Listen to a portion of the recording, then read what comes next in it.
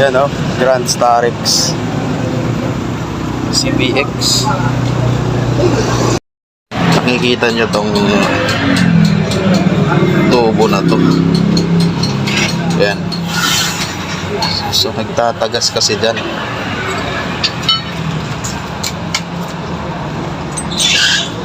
Starex to.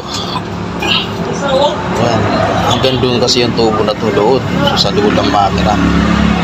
Medyo alanganin yung kahimtang natin dito kasi masakip masyado. Ayan o, shoutout doon sa mga naka-experience nito, sa mga nakatanggal dito. Ayan, Grand Starex. Kaya nga, depende para sa damage, no? Oo. O, tingin ko hanggang dito lang yung hose eh. Oo, dyan lang, dyan talaga yan.